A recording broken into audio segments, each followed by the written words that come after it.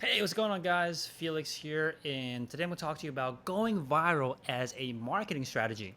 So today I had a podcast, guest that came on. I had two podcasts today, and one of them was about a company that is called Peace Collective, and they sell jerseys and T-shirts and to represent the city of Toronto, and more so just Canada overall. And they went viral. They had a T-shirt that was on TV or sweatshirts on TV worn by a player and went viral. They were doing about $10,000 per month in sales, and after going viral, they got to the point where they were doing again $10,000 a month on a typical month. After going viral, they had half a million, $500,000 in less than a month. So killing it, right? Going viral, and then they happened again with another appearance on television, went viral again, and all of a sudden tons of publicity and PR. And the third time they went viral, they actually designed this time. The first two times was kind of by accident. The third time they realized that you can kind of control for how to go viral.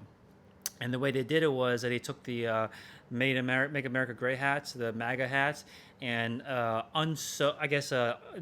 removed all the threading from the hat and created a new hat that said "Welcome to Canada" or something like that. So there was lots of obviously controversial topics, so got lots of publicity and went viral and got them a lot of sales and got them a lot of new customers, got them a lot of new branding. But one thing that he realized throughout this was that going viral is not a marketing strategy that you should depend on ever, because it is so hard to control in that it's such a big burst that you'll get a lot of people that aren't going to really be your customers, aren't really going to be your audience. They're just here to check it out because it's the new hot topic, and it's not going to be as great of an audience that you could build more organically. So that's what he learned.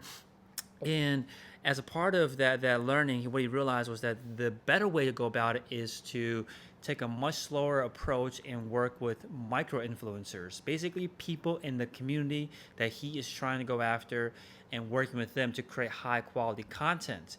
So what he was doing was actually, I thought was genius. He would most of his audience was on Instagram, and what he would do was that he would find profiles that were featuring landmarks of Canada, landmarks of Toronto, beautiful scenes of people in the city streets, or beautiful scenes in Canada, and hire a photographer to go out. So he find profiles that are doing those kind of things, like creating lots of great content.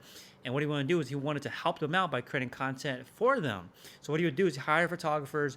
They would go out with a model wearing one of his T-shirts, wearing one of his sweatshirts, and take a beautiful picture like they did that, like they were typically getting. And he would have one of his models in there wearing one of those branded T-shirts.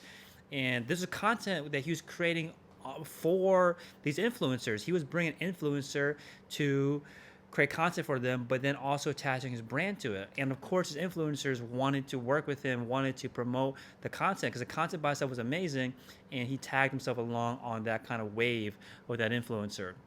So that's the approach that I think that made a lot of sense. I was like, wow, this is the exact same thing that can be applied to podcasting. That's what I realized. I realized, like, don't try to go viral. Don't try to create some content that's going to, make or break your podcast. Instead, find people that are influencers in the space that you want to be in and work with them. That could be something as simple as having them on your show, or once you have them on your show, they're much more likely to invite you on their show, and work with people that are similar in scale to you, or slightly bigger than you, that you want to get to. If you go for the bigger guys, it might be hard to get on their show, so you work your way up and you work with these influencers, give them great content, so that you work with them to create the content. Now they want to share it. Now they're going to want to promote you.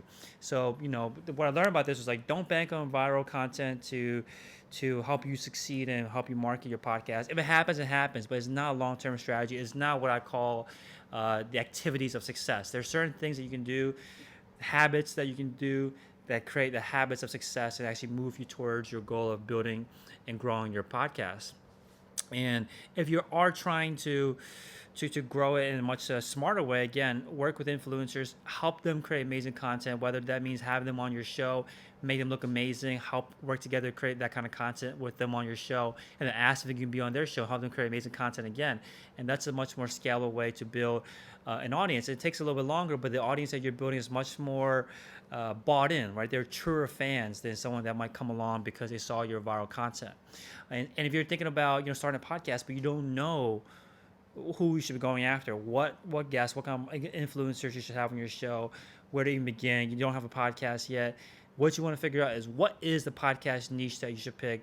Please, please, please don't create a podcast where you're just talking about anything and everything on top of your mind. You can do that, but don't expect to have a podcast that grows past you and your mom, right? It's not going to get any listeners if you're talking about anything and everything. You need to be specific. You need to pick a podcast niche.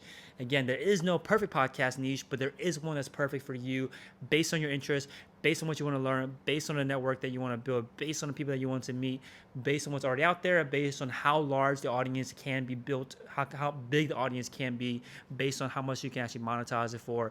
And all these factors we take into consideration in the perfect podcast niche course, which by the end of it, you'll leave knowing what is the perfect podcast niche to launch with so that you can launch your podcast with success from day one.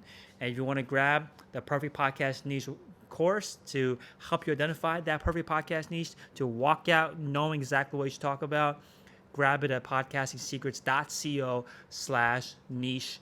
I'll also link it in the description, and hopefully it helps you out, and I'll see you soon. Take care. Bye-bye.